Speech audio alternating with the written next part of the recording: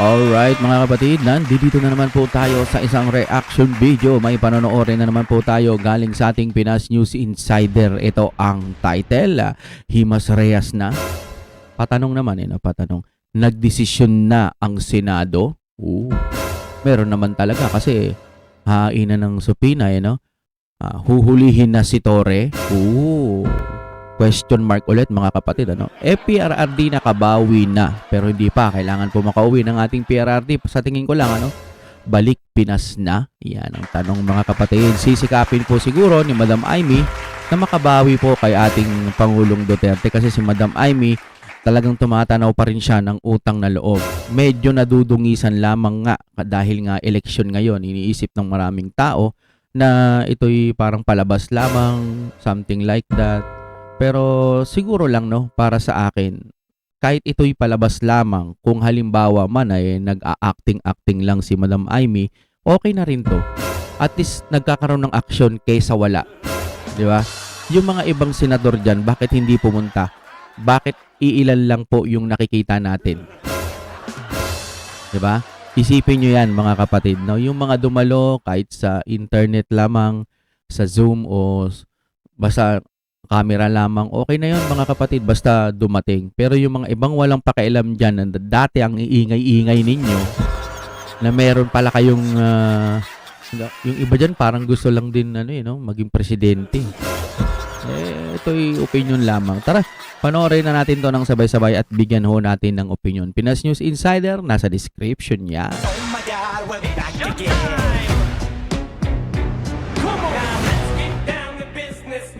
Siyempre, kapag mabagal ang inyong internet, nandiyan po ang fiber ni Juan. Diba? Alam nyo naman, pagka medyo putol-putol na yan, palitan nyo na dito na kayo kasi 50 Mbps, 999. Mabilis na yon mga kapatid. Kahit dyan sa buong bahay ninyo magtumpukan kayo dyan. Kasyang-kasya na po yan. Kung games lamang, YouTube lamang, okay na yan. Kahit mag-download pa kayo. Alright, i-play na po natin ito. Anong meron? Talaga nga bang mabibigyan na ng hustisya itong ating Pangulong Duterte?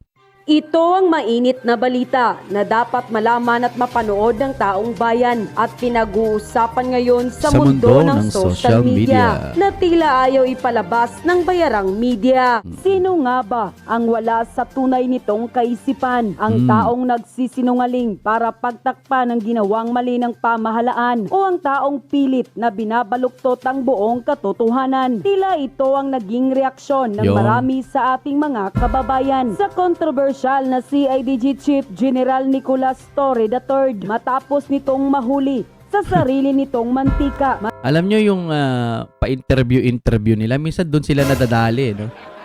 Halimbawa na lamang na pwede palang arestuin kahit walang warrant.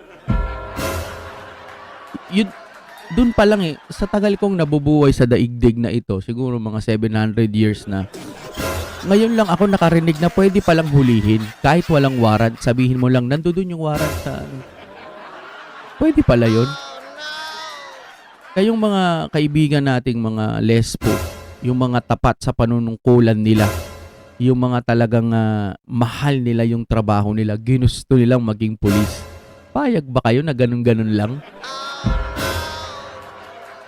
Binasahan, Miranda rights lang yun di ba? Pero sabi nila, kahit hindi mo nabasahin yun, alam mo na yun you have to remain silent kasi lagi naman nababanggit yun di ba? Kahit di mo nabasahin sabihin mo na lang. Pero binabasa pa, di ba? Siguro ganun talaga kapag ka-general na, medyo hindi na nakakapunta sa mga hindi, matindi to Si Sir General. Saludo tayo dyan mga kaibigan, pero kapag ka may nilabag ka sa batas o may hindi ka magandang ginawa na labag sa konstitusyon natin, sir, kailangan talaga naming ibalita rin yung mga ganito. Panonoorin namin yung balita at magbibigay kami ng reaction at saka opinion kasi tatahimik na lang. Si Madam Claire nga daldal ng daldal si Madam Claire. Sa sobrang daldal nga iba-iba na yung sinasabi niya sa sinasabi ng Pangulo. Di ba? Teka. Total naisingit naman din natin. Panoorin na rin natin kasi minsan may mga clips ako ditong dina-download. Ito mga kapatid. Singit na lang din natin to kasi baka makalimutan natin. Importante rin po ito kapatid na mapanood po ninyo Lalo na kung medyo naliligaw na kayo. Kasi iba yung sinasabi ni Ma'am Claire, iba din ang sinasabi ng ating Pangulo. Hindi ko alam kung bakit may mga ganito. May mga ganito. Baka meron pang iba. No, okay, sige, tingnan natin ha. Okay? 1 million homes a year. At least, napakalaking bagay na yan. At nabigyan natin ng solusyon ang problema ng pabahay ng ating mga kababayan. The Pambansang Pabahay para sa Pilipino program aims to provide home to 6 million Filipinos and generate around 1.7 million jobs yearly. Layunin po ng programang ito na magpapatayo ng 1 milyong pabahay kada taon hanggang matapos ang aking 6 na taong termino bilang Pangulo. Ang naumpisa na, lahat-lahat, I think na ground break is about 1.3, Oh, 1.3 yung mga nasimulan na. 1.2 million 1.2. na nasimulaan na. Pero nasimulan na. Ibig sabihin nasisimulan na, no? Pero sa totoo lang, hindi pa rin ako naniniwala kasi yung flood control nga eh. Yun lang muna sa ngayon ang basihan ko. Kailangan pakita or kailangan may highlights na mga video na itong magpapatunay na meron ng pabahay talaga. Para sa akin ganun, hindi yung puro salita. Kasi sa Pangulong Duterte, hindi naman madalas makikita natin magsasalita. Makikita mo na lang ginagawa. Ang problema, tinatago ng mga bias media. No? Tuloy tayo So, kung meron po tayong estimate, mga ilang milyon po ito? Wala pa po siyang milyon. Wala pa daw. Sabi ng Pangulo, may million. Pero dito, wala pa daw po. Pero believe pa rin ako sa mga taga-kabila dahil kayang-kaya nilang ipagtanggol yung mga ganito. Pag hindi nila kayang ipagtanggol, hindi na lang nila itatapik. Ganun lang. Sa loob po ng 3 taon sa pwesto ng Pangulong Marcos. Yun po yung sinabi ko at hindi pa ito pa po kompleto. Kasi po ang sabi, 1 million per year. So, para mabuo yung backlog na 6.5 million housing units po. Ito hindi pa daw kumpleto. So, ibig sabihin, ito yung sinasabi ng ating Pangulong Marcos na naumpisahan na 1.2, di ba? Naumpisahan na. So, ibig sabihin, may mga hindi pa tapos dyan. Ganon din ang sinasabi ni Ma'am Claire. Ang problema yung bilang, magkaiba sila. Ba? Ng Pilipinas. So, may mga pagkakataon po, gustuin po natin na matapos ang lahat, pero may mga causes of delays. Mga causes of delay. Mahaba pa yan eh. Sinasabi niya pa dyan na na yung mga gumagawa daw no? Tuloy na muna natin to mga kapatid. Balik tayo kay Sir Torre.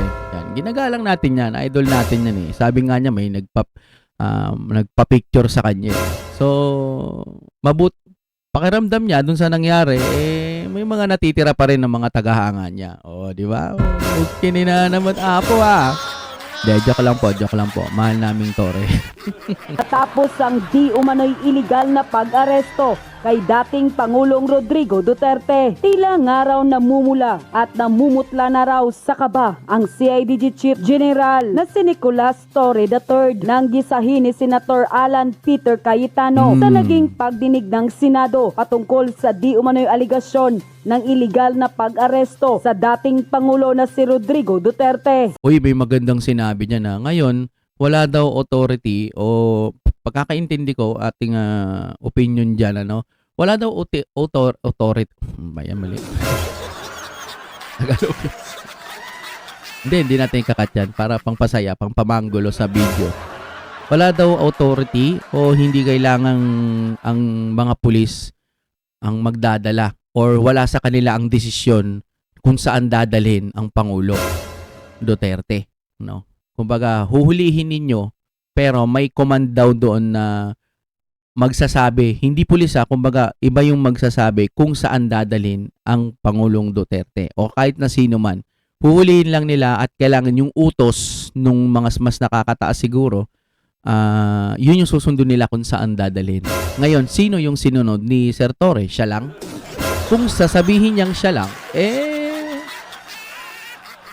yun lang.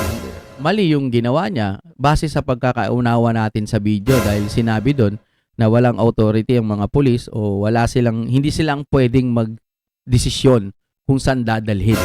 Kailangan yung nag-utos na mas mataas pa sa pulis or yung nagpahuli, di ba? Paano ngayon yan? Sino sasabihin ni Torre? Pag sinabi niyang siya, hindi pwede yun. Corner siya. Pag nagsalita naman siya kung sino, yun lang.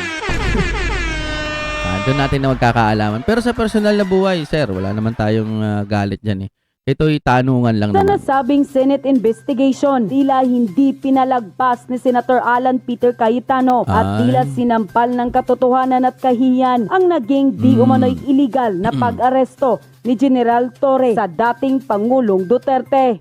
Pero bago natin simulan ang balitang politika ngayon sa Pilipinas, kung ikaw ay bago pa lamang sa aming channel, ay please huwag kalimutang mag-subscribe at i-click ang notification bell. Huwag din kalimutang mag-like para mas maging updated ka palalo sa lahat pa ng bago naming mga upload. Yes. Mukhang sadyang ang katotohanan na talaga ang siyang hahatol at mananaig laban sa kasinungalingan. At kahit anong pilit yung gawa ng kasinungalingan ng mga Duterte, ay sadyang lalabas at hindi na talaga mapipigilan pa ang katotohanan na siyang mangingibabaw. Senator Alan Peter Cayetano, tila binasag na ang katahimikan at Ito, isipin mo na lang si Cayetano. Hindi naman na magkakampi ang dalawang yan eh. Duterte tsaka Cayetano. Hindi naman na magkakampi yan, pero tingnan mo naman yung nangyari. Di ba? Kumbaga, yung standard, yung katotohanan, yun lamang ang gusto niya. Kahit magkalaban sila o hindi na sila magkaalyado. Gusto niya manaig pa rin sana yung katotohanan, yung standard, yung proseso, yung konstitusyon, ganun eh. Kitang-kita naman natin eh. Kung kakampihan, medyo magdududa ka pa eh. You know, yung iba nagdududa kasi nga si Bato, si Bongo, di ba? Pero isipin mo na lang, ito bakit ganun? Di ba? Hindi na sila magkaalyado eh, pero bakit kumakampi pa rin? Or pinagtatanggol niya? Kasi may nakikita siyang mali. katotohanan at tila tahasang sinampal sa isa ang mga di umano'y kapalpakan ng gobyernong Ngagba at ni General Torre III sa isinagawang pagdinig sa Senado patungkol sa aligasyon ng iligal na pag-aresto sa dating Pangulo na si Rodrigo Duterte. At kahit ano pang kasinungalingan at palusot ang gawin mo, lumabag ka sa mata at batas ng maraming Pilipino. Matapang at tahasang sinupalpal at nahuli mismo sa viral video ng senador na si Alan Peter Cayetano ang CIDG General na si Nicolas Torre III. Matapos mga tuwiran na tila upon his order, ipinag-utos raw nila talaga na hindi papasukin ng pangalawang Pangulo ng Pilipinas na si Sara Duterte Carpio bilang abogado ng kanyang ama na si dating Pangulong Rodrigo Duterte. Tila matapang na nanindigan at mukhang gigil na gigil sa galit na lumabas sa investigasyon ng Senado ang senador na si Alan Peter Cayetano, kung saan tila harap-harapan at matapang nitong tinanong si Nicolas Torre kung para sa kanya ba tama ang ginawa nito bukod sa pinagbantaang hihilain daw umano ang dating Pangulong Duterte. Tapos hindi na yun yung hihilain niya. Si Miguel Dia na, no? Sino mang Tama abogadong ba? humarang sa umano'y iligal na pag-aresto. At bukod pa rito, hindi pa raw nito pinapasok ang Vice Presidente na si Sara Duterte. Yan, dyan yung usapin kanina eh. Yung mga pangyayaring kung talagang may kasalanan sa Miguel Dia, dapat dinala din. Pero bakit sinama dun sa dahig? Di ba? Siguro baka abogado, Ang no? mismong anak at abogado ng dating Pangulong Duterte. Tapos sa sa personal doktor, 'di ba? Ba't hindi ibinigay? Ang daming paglabag na nakikita dito. Sa pagpapatuloy ng mga katanungan ni Senator Alan Peter Cayetano, mukhang ipinahiwatig nito na nilabag raw ni Nicolas Torre ang Bill of Rights ng dating Pangulong Duterte, kung saan ayon sa Section 1, no person shall be deprived of life, liberty, or property without due process of law. Ito raw ang hindi nalalaman ni Nicolas Torre III na nilabag niya mismo oras na nangyari ang di umano'y illegal na pag-aresto kay dating Pangulong Duterte. Sabi nga natin, 'di ba, kasabihan, hindi araw-araw Pasko. Hindi araw-araw 2024, 2025, 26, 27, 28. Hindi araw-araw ganoon. Sa 28 pwedeng magbago na kalahati. So hindi laging nasa iyo ang kapangyarihan. Huwag ka masyadong malasing. Sa aking sariling pananaw lamang ito. Kapag nasa iyo yung kapangyarihan, medyo naman tayo. Mahirap yung ganyan eh. Medyo tumingin tayo sa tama. Ang hirap kasi pagka tinanong, tapos yung sagot, hindi talaga ako nakukontento sa sagot eh. Hindi naman siguro nga, sige, sabihin na nating makitid ako, hanggang doon lamang ano. Paano tong mga mas matatalino pa? Yung mga talagang nandyan sa hearing, mga matatalinong nakakakita ng mga mali. Yan talaga, mga matatagal na yan. Ngayon, sabihin naman natin ganito, paano yung mga hindi umattend? Ang iniisip ko nga si Tulpo dati, laging, talaga kahit anong meeting pupunta, kahit anong hearing pupunta. Si Idol ko yan eh. Siyempre, tumutulong yan sa mga mahihirap eh. Tsaka lumalaban yan, yung kaya niya. Talagang lalaban yan. Pero ngayon, hindi ko na siya nakikita eh. Busy na lang siguro dun sa programa niya. No? Yung may mga magkasintahang may problema, ina-actionan, yan. Pwede yan, pwede. Pero siguro, pag nga malalaking tao na, medyo busy na, maraming gawain sa... Idol ko yan, si Ano nangyari sa inyo, Sir Tulpo, at sa iba pa dyan? Anak ng teting, mga hindi pumunta. Tapos ngayon, balita ko pa si Chis, parang hindi pa pipirmahan. Papaubaya na lang sa judge ng etc. Anyari? Base lang sa aking palagay, opinion, parang anduwag mo naman bilang lalaki. May pasahan. Kitang-kita mo na ngayong problema, tapos hindi ka papipirma. Naman, no? Ay, ang problema kasi ngayon ng mga nagpapanggap, ng mga kurakotan, meron na kasing social media malakas. No, kapag kami gagawin kayo, madali lang itong makita ng mga tao. Kahit magsinungaling pa, kahit magsabi ng totoo, pangkalahatan to madalas nakikita na yan sa social media. Si Auntie Claire, kita mo sikat na sikat. Kasi madalas na siyang nakikita ngayon no? At dahil sa balitang ito, hindi na uubra yung mga salita niya kasi mga mamamayang Pilipino, alam na rin, may basihan na rin kasi sila dahil sa napapanood nila sa social media. Iba yung sinasabi ng bibig, iba yung sa sinasabi nung nakikita ng mata. Diba? Like, mahihirap. Nagtataka siya kung ba't may mahihirap. May mahihirap pa rin. Ano ba tong gobyerno na to? Pero pag sa Duterte ang usapan, ang bilis sumagot. Ay, nako. Tignan nga natin yung na yan. May ganyan eh. Pe-play muna natin mga kapatid. Ay, putik na nawala. Nawala, parang tinanggal Ano yun? Yung pagka Duterte salita ng salita. Wala na eh. Hindi na natin nakikita. Sige, tuloy na lang muna natin. Biglang nag-refresh. Matapang na nagkomento ang marami sa ating mga kababayan at maging ang ilang mga abogado na pinatunayang lumabag raw di umano at maari raw makasuhan ng nasabing general at CIDG chief na si Nicolas Torre III matapos ang kanyang di umano'y iligal na pag-aresto kay dating Pangulong Duterte. Narito at panoorin ang full video kung saan matapang at tahasang nanindigan at hindi nakapagpigil ang senador na si Alan Peter Cayetano at tila harap-harapang sinupalpal sa harap mismo ng Senado ang nasabing general at CIDG chief na si Nicolas Torre III. Narito at panoorin ang full video. Good morning, Madam Chair. Sa ating colleagues, kay Senator Bato, Senator Bongo Mista, magandang umaga sa inyong lahat. Well, syempre po, nalulungkot po ako na para tayong pumunta ng birthday party, walang dumating na bisita. But unlike a party, you can celebrate naman with your closest friends, family. Pero meron naman tayong video. Nasa live po. Puntahan nyo na lang po sa aking channel. Kasi itong susunod na panonoorin natin, napaka-importante din. Ipe-play natin mga kapatid. Yan ito. Memes to mga kapatid. Ang pagkakaalam ko, hindi ko pa ito napanood ngayon pa lang. Ang pagkakaalam ko, parang ginagaya niya si Auntie Claire. Tingnan natin mga kaibigan.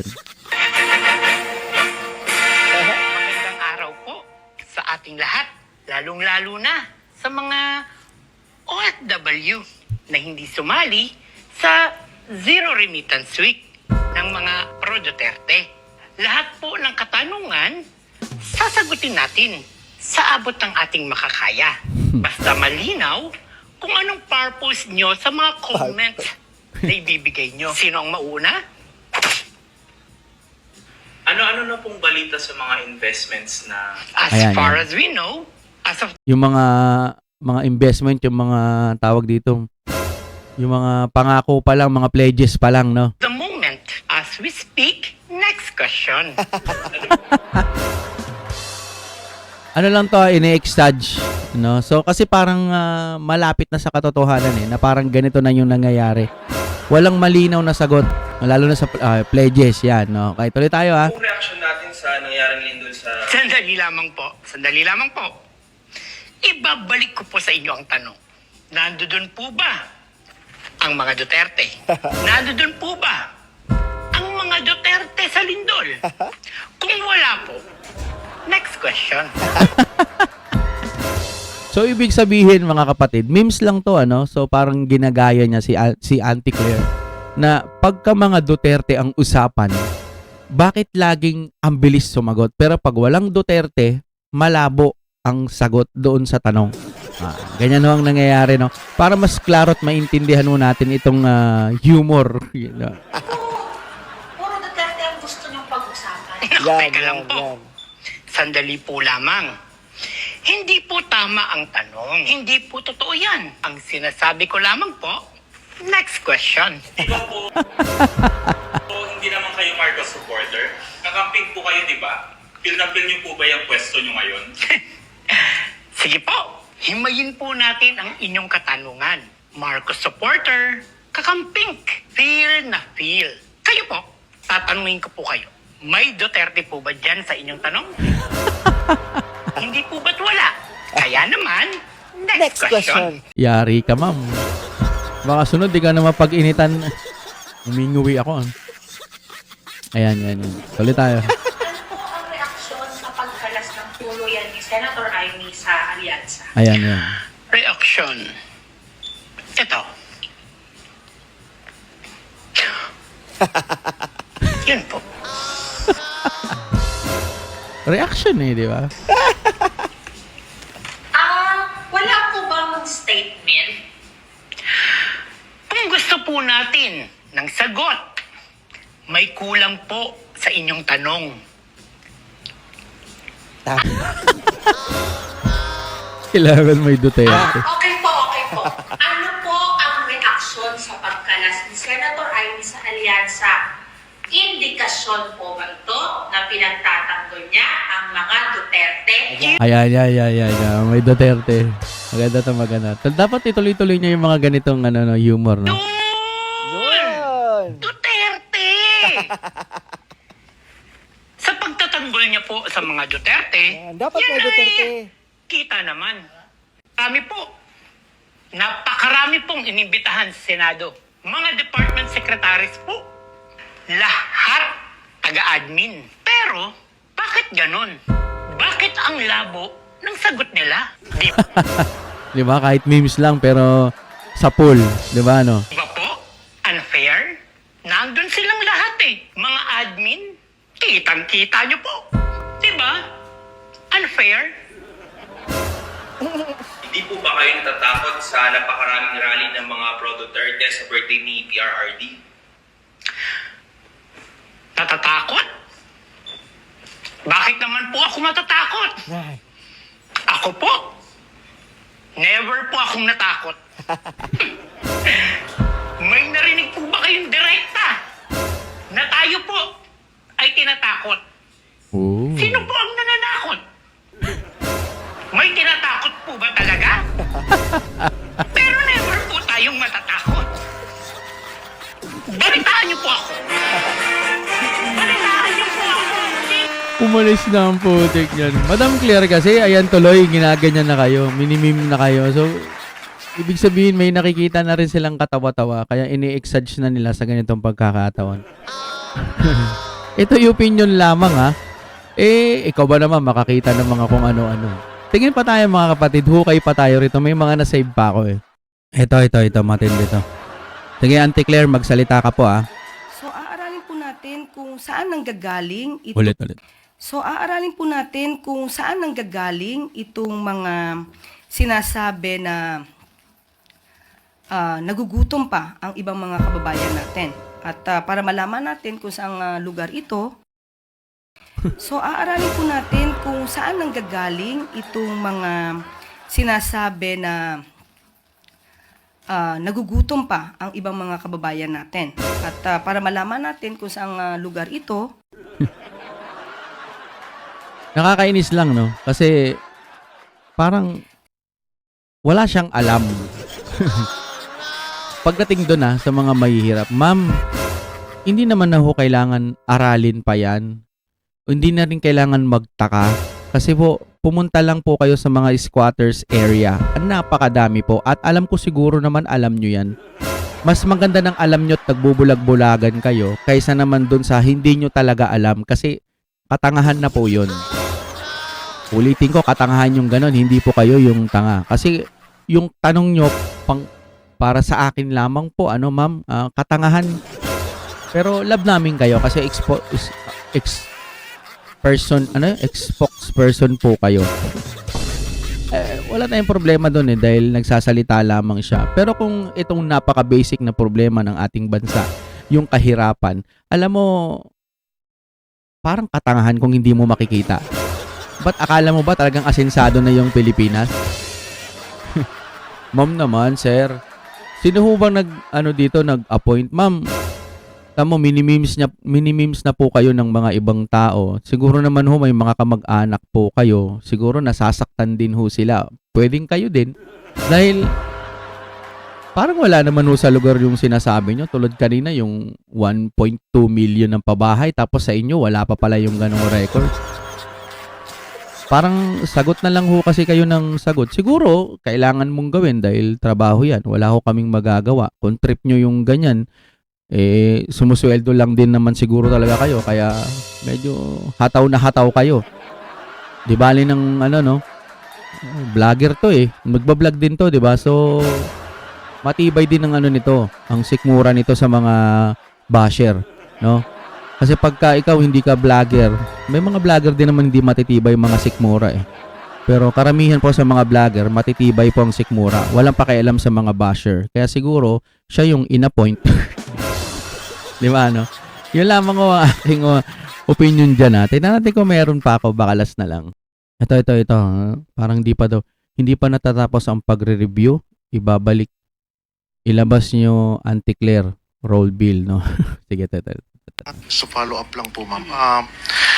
Isa po sa mga contentious issues po dito sa 2025 ito nga pong allegedly ay insertions ng AKAP.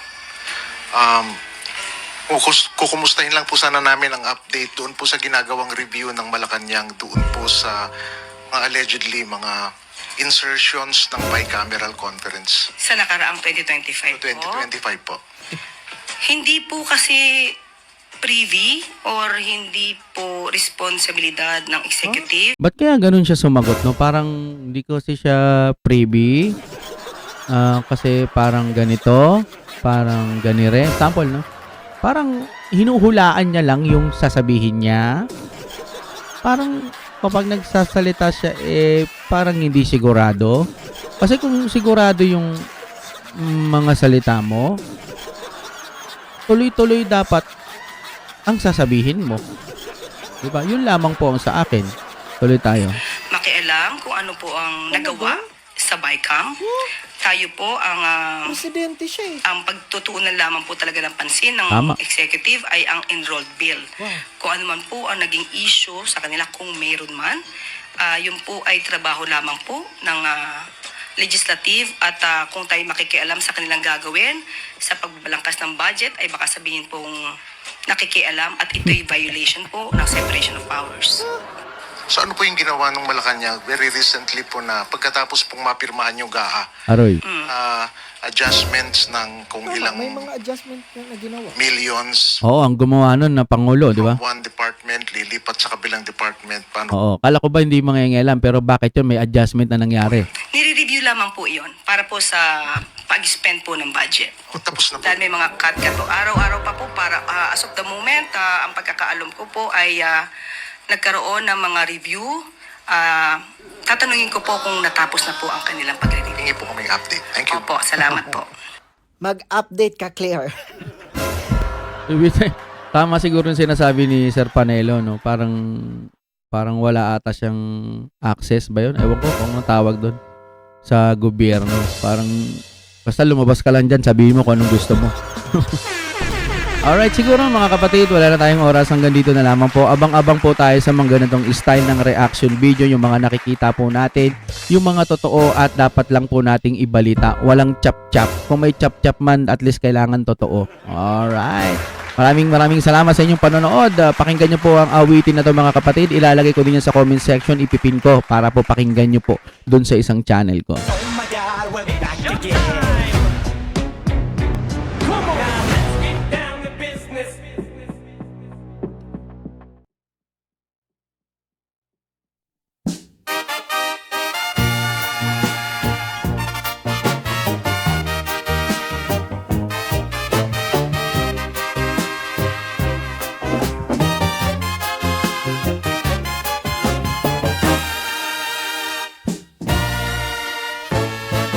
Ano man ang gawin, Duterte pa rin kami.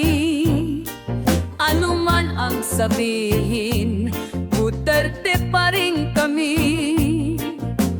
Di kami tanga-tanga, di kami katulad nila.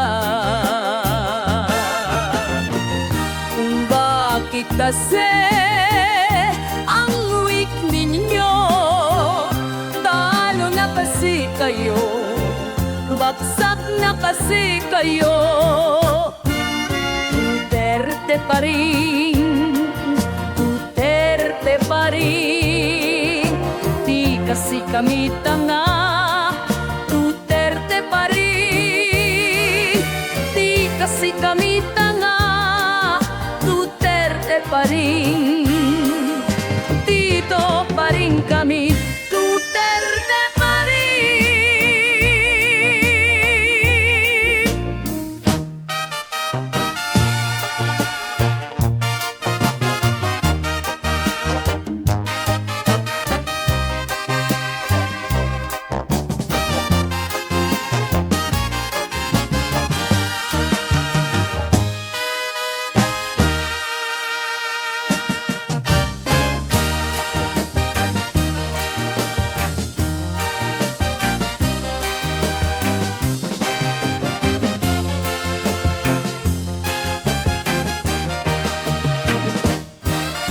Duterte pa rin, Duterte pa rin.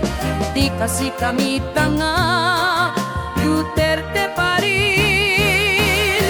Di kasi kami tanga.